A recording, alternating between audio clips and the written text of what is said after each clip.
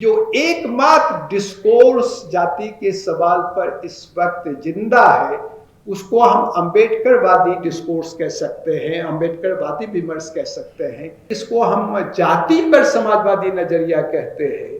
वो निसंदेह तौर पर लोहिया का नजरिया है। हिस्टोरिकली गांधी जी की हत्या के बाद मुझे ये कहने में कोई झिझक नहीं है कि गांधीवादी परंपरा में जाति के सवाल पर कोई काम नहीं हुआ किसी किस्म का। आज जब हम गांधीवाद की बात करते हैं, समाजवाद की बात करते हैं, अंबेडकरवाद की बात करते हैं, जो विजय जी ने अपने इंट्रोडक्शन में कहा, ये क्या है? ये जाति विरोधी राजनीतिक सामाजिक प्रक्रियाएं हैं, विचारधाराएं हैं।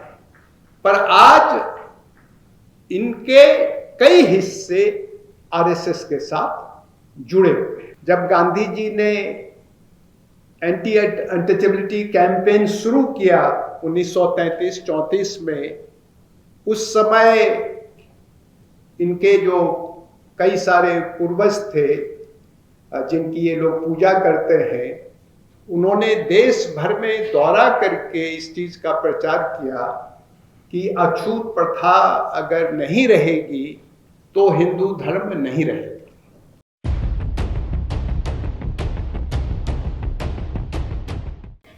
अध्यक्ष रामकिशन जी, और जिनकी उपस्थिति ही अपने आप में मेरे लिए तो इस बैठक को अभूतपूर्व बना देती है, और सभी सहभागी साथी।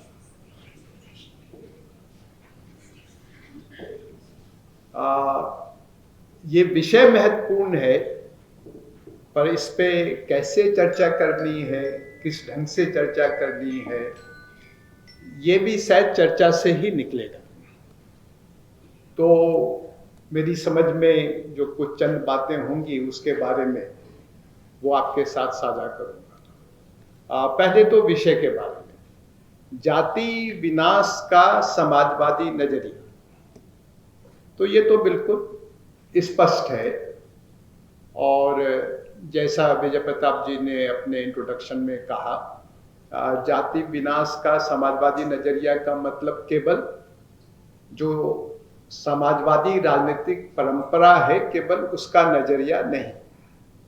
तो जाति विनाश के समता मूलक जितने भी नजरिए हैं उनके बारे में हम बात कर सकते हैं, और शायद हमारी चर्चा का यही दायरा है कि जाति विनाश एक समता मूलक नजरिए से, जाति विनाश की बात कई नजरिए से हो सकती है, वो समता मूलक नजरिए से करना जरूरी नहीं है। पूंजीवादी तरीके से भी जाति विनाश की बात हो सकती है और कई जगह ये बात होती भी है, पर वो हमारा विषय नहीं है। लेकिन जो बहुसंख्यक वंचितों का सशक्तिकरण, जो उसका दूसरा हिस्सा है, इसके बारे में थोड़ी सफाई की जरूरत है कि हम क्या बात कर रहे हैं। वंचित बहुसंख्यक मतलब जिनको सामाजिक तौर पे वंचित बहुसंख्यक कहते हैं, वो उसका मतलब है, या उसमें जैसा लोहिया ने और लोगों ने भी समय समय पर उस वंचित में सभी महिलाओं को रखा, और कभी कभी उन्होंने अग्री जाति के भी 90% लोगों को, गरीबों को, वंचितों को रखा। तो उसके बारे में एक समझ होना जरूरी है कि हम क्या चर्चा कर रहे हैं, क्योंकि उससे चर्चा का तरीका बदल जाएगा। और दूसरी बात जो एक तात्कालिक संदर्भ है, जो निशिकांत कोलगे ने अपनी बात में कहा, और उसको बहुत ध्यान से सोचने की जरूरत है, और ये हिम्मत का काम है जो उन्होंने कहा कि आरएसएस भाजपा को, जिसको हम वंचित समाज कहते हैं, पिछड़ी जातियां कहते हैं, दलित जातियां कहते हैं, उसमें उनका दखल बढ़ रहा है, उसमें उनकी सफलता बढ़ रही है, बावजूद इसके कि गोलवलकर शायद भगवान से भी कुछ ज्यादा है आरएसएस के लिए। और उन्होंने, आप कह सकते हैं, कई घृणित मतलब किसी भी हिसाब से घृणित प्रथाओं का समर्थन किया, जिसको ऐसी बातें कहीं जिसको सामान्यतः अगर कहा जाए तो अश्लील मानी जाएंगी और कानून की दृष्टि से भी उस पर एक बैन की स्थिति होगी। वर्णाश्रम का समर्थन किया। जब गांधी जी ने एंटी अनटचेबिलिटी कैंपेन शुरू किया 1933-34 में, उस समय इनके जो कई सारे पूर्वज थे जिनकी ये लोग पूजा करते हैं, उन्होंने देश भर में दौरा करके इस चीज का प्रचार किया कि अछूत प्रथा अगर नहीं रहेगी तो हिंदू धर्म नहीं रहेगा। ये पब्लिक कैंपेन है, ये कोई छुपा हुआ कैंपेन नहीं है। यहां तक किया कि कुछ जगह दलितों से ही ये जुलूस निकलवाए कि हम अछूत रहना चाहते, हमें अछूत प्रथा पसंद है, हम अछूत ही रहना चाहते हैं, ऐसा भी किया हुआ। और इस सब के बावजूद अगर उनका दखल पिछड़ी जातियों में और दलितों में बढ़ रहा है तो ये एक बहुत ही गंभीर संदर्भ है जिसके बारे में सोचने की जरूरत है। दूसरा, इस बहस में हमको कुछ बातें यहाँ कही गई हैं, उस पर चर्चा हो सकती है, पर इस बहस में उसको बहुत ज़्यादा लाने की जरूरत नहीं है। एक तो अक्सर हम लोग यूरोपीय समाजवाद और भारतीय समाजवाद पे चर्चा करने लगते हैं और कई बार समाजवाद और साम्यवाद की भी कुछ बहसें करने लगते हैं। जाति के स्पेसिफिक कंटेक्स्ट में उस चर्चा की जरूरत है, पर उसको समाजवाद साम्यवाद की थ्योरी फिलॉसफी का पूरा संदर्भ लेने की जरूरत नहीं है। यूरोपियन सोशलिज्म ने भी आइडेंटिटी के सवालों पे बहुत काम किया है। जाति जिस रूप में हमारे यहाँ है उस रूप में उनके यहाँ नहीं है, नहीं थी, और जो जाति के कुछ समरूपी रूप थे भी, वो जिस समय समाजवाद का वहाँ विकास हुआ वो समय एक पूंजीवाद और औद्योगिक क्रांति का भी समय था, तो वो उस किस्म के जो कास्ट लाइक आइडेंटिटीज थी वो पॉलिटिकल और इकोनॉमिक डेवलपमेंट से ही बहुत ढीली हो रही थी, बहुत कमजोर हो रही थी। तो यूरोपीय समाजवाद ने उसके बारे में ज्यादा नहीं सोचा, पर जो समता के प्रति प्रतिबद्ध विचारधारा होगी, वो शोषण का कोई पक्ष, कोई आयाम नहीं हो सकता है दुनिया में कहीं भी जिसके बारे में वो सोचे ना। तो आइडेंटिटी के जो दूसरे पहलू थे, जेंडर का सवाल था, नेशनलिटीज का सवाल था वहां पर, माइनॉरिटीज का सवाल था वहां पर, उसके बारे में यूरोपीय समाजवाद ने भरपूर चिंतन किया है और बहुत उसके बारे में काम किया है।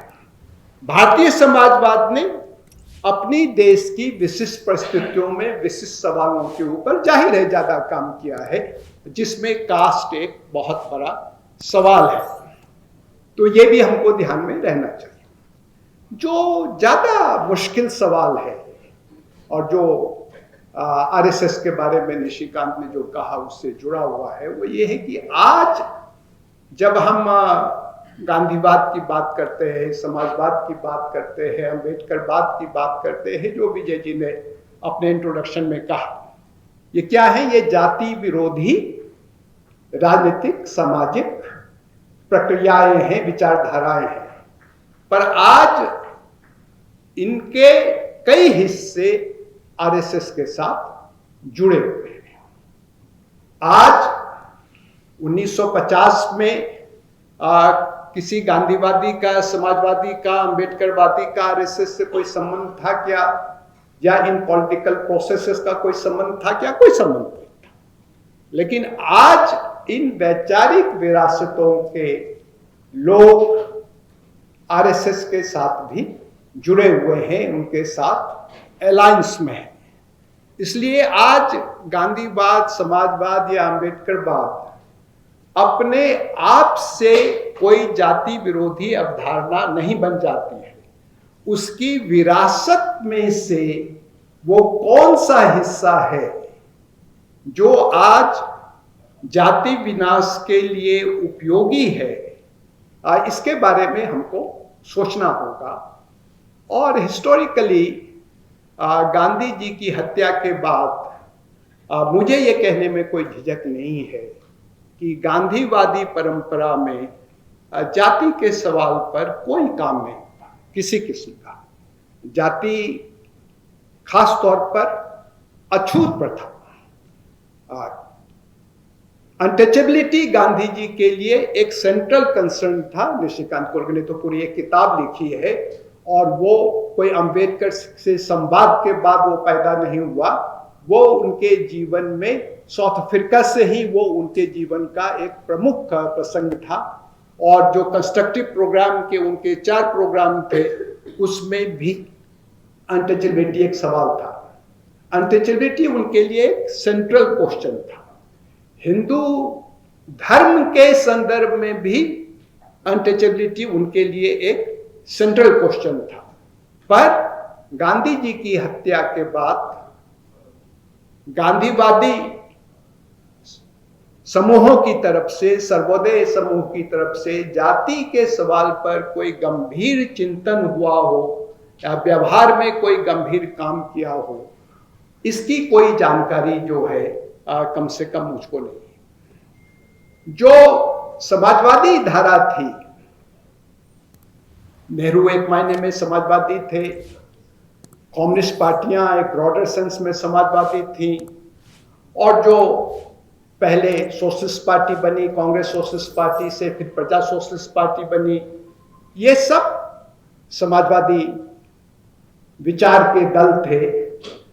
इसमें भी जाति के सवाल पर, जैसा निशिकांत जी ने अभी कहा, कोई बहुत गंभीर, ऐसा नहीं कि जातिवादी थे या जाति को बनाए रखना चाहते थे या जाति को कोई अच्छा मानते थे, पर जाति पर सीधे कोई हमला करना है। जाति केवल राजनीतिक आर्थिक प्रक्रियाओं से खत्म नहीं होगी।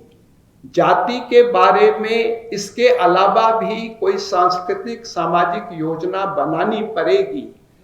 इस किस्म का कोई चिंतन इन समाजवादी रुझानों में नहीं था।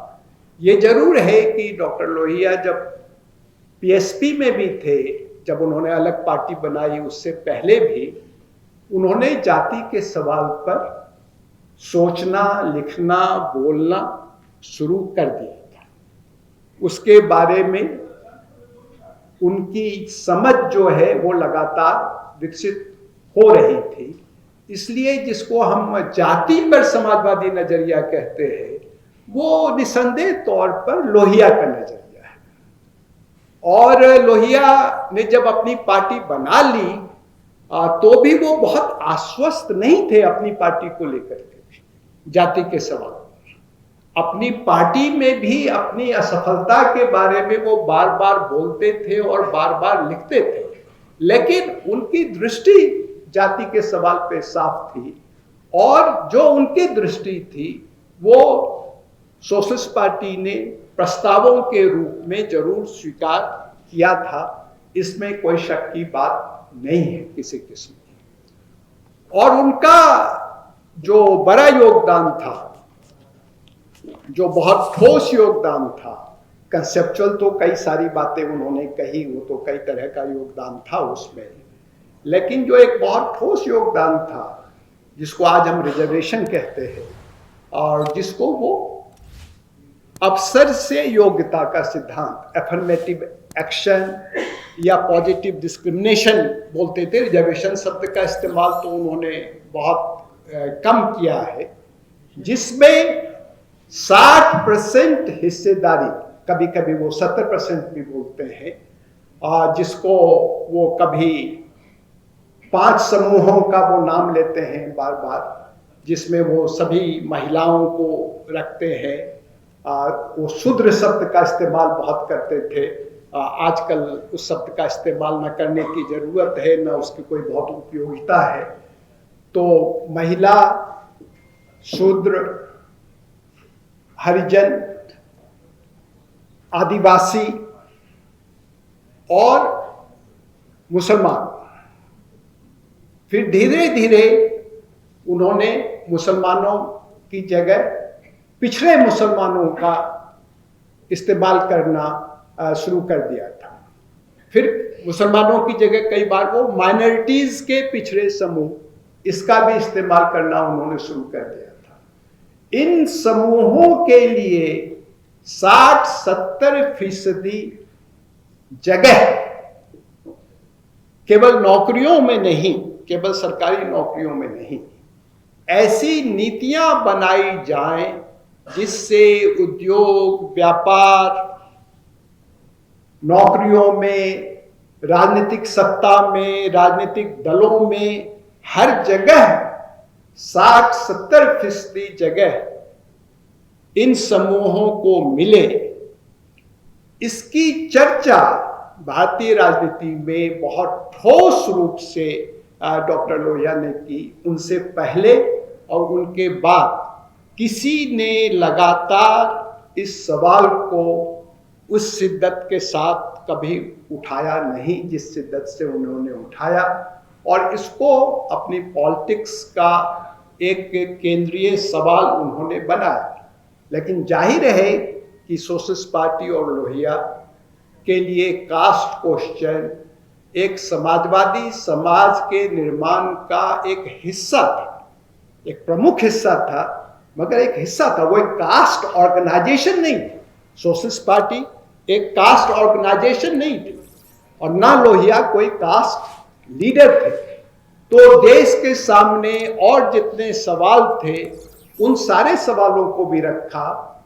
इन पिछड़े समूहों के सशक्तिकरण के लिए आर्थिक नीतियां क्या होनी चाहिए, उन सवालों को भी उन्होंने रखा, और एक कंप्रिहेंसिव, जिसको कहते हैं नेशनल, डेमोक्रेटिक, सोशल और सोशलिस्ट, इन सब पॉलिसीज को मिला के कंप्रिहेंसिव पॉलिसी बना करके उसकी पॉलिटिक्स उन्होंने खड़ी करने की कोशिश की। जाहिर है कि किसी भी पॉलिटिकल प्रोसेस में जब आप कई तरह के समूहों को मोबिलाइज करते हैं, कई तरह के समूहों को अपील करते हैं, तो कुछ जगह आपको ज़्यादा सफलता मिलती है, कुछ जगह कम सफलता मिलती है। अगर एक इकोनॉमिक ग्रुप के रूप में देखें तो सोशलिस्ट पार्टी ने किसानों को आज़ादी से पहले भी और आज़ादी के बाद भी एक केंद्रीय समूह के तौर पर देखा, लेकिन किसानों में उनको उतनी सफलता नहीं मिली जितना कि उनको पिछड़ी जातियों में मिली। बात वो आदिवासियों की भी कर रहे थे, बात वो हरिजनों की भी कर रहे थे, बात वो महिलाओं की भी कर रहे थे, और कभी कभी वो 1% बनाम 99% की भी बात करते थे, जब उस समय के कैलकुलेशन से केवल 50 लाख अग्रणी जातियों के पुरुषों को ही केवल वो रूलिंग क्लास का या शासक वर्ग का हिस्सा मानते थे। पर इन सभी समूहों से उनको वैसा रिस्पांस नहीं मिला जैसा रिस्पांस उनको पिछड़ी जातियों से मिला। तो जाहिर है धीरे धीरे जिस जहर की बात निशिकांत कह रहे थे कि इससे क्या क्या जहर पैदा होंगे, वो जहर पैदा हुए। 67 में उनका देहांत भी हो गया। जब उनकी स्ट्रेटजी कुछ रंग ला रही थी, उनके हाथ में कुछ सत्ता आ रही थी, और कई देशों के, कई प्रदेशों के मुख्यमंत्री का हेडक्वार्टर, उनका घर बना हुआ था। हर पार्टी, केवल सोशलिस्ट पार्टी के नहीं, किसी भी पार्टी का, संविध सरकार का कोई भी मुख्यमंत्री और नेता हो, उसमें चौधरी चरण सिंह जैसे नेता भी थे जो किसान नेता थे, पर जो आरक्षण के सवाल पर या समता के सवाल पर जिनकी दृष्टि बहुत अलग थी, पर वो भी लोहिया के पास आते थे, क्योंकि वही हेडक्वार्टर था संविध सरकारों का, लेकिन 67 में उनका देहांत भी हो गया और उनके देहांत के बाद वैचारिक बिखराव भी हुआ, रणनीतिक बिखराव भी हुआ। कुछ हद तक पिछड़ा राजनीति जिंदा रही और उसका असर, हम चूंकि समाजवादी आंदोलन के फ्रेम में बात कर रहे हैं तो उसमें उत्तर प्रदेश और बिहार हमारे दिमाग में ज्यादा रहता है, पर अलग अलग समय में पिछड़ी राजनीति अलग अलग राज्यों में अलग अलग प्रक्रियाओं से आगे बढ़ी, जिसमें सोशलिस्ट पार्टी का कोई बहुत योगदान नहीं था। उसके बारे में जब हम अध्ययन करते हैं तो उन प्रक्रियाओं के बारे में हम जब बात नहीं करते हैं, एक सामाजिक ऐतिहासिक प्रक्रिया के तौर पर हमको कर्नाटक में जो देवराजर्स का उद्भव हुआ, जो गुजरात में माधव सिंह सोलंकी का हुआ, उसके बारे में भी थोड़ा अध्ययन करना चाहिए, थोड़ा उसके बारे में बात करना चाहिए। और आखिरी बात जिस पे मैं ज्यादा बोलूंगा नहीं, सिर्फ मैं इशारा कर देता हूं कि जो एकमात्र डिस्कोर्स जाति के सवाल पर इस वक्त जिंदा है, उसको हम अम्बेडकरवादी डिस्कोर्स कह सकते हैं, अम्बेडकरवादी विमर्श कह सकते हैं। पर ये अम्बेडकरवादी विमर्श का अम्बेडकर से बहुत कम संबंध है। तो अम्बेडकरवादी डिस्कोर्स जो आज का है और जो अम्बेडकर की राजनीति और विचार है, इसमें जो एक टेंशन है, इस टेंशन को समझने की जरूरत है अगर आगे हम कोई विमर्श करना चाहते हैं। धन्यवाद।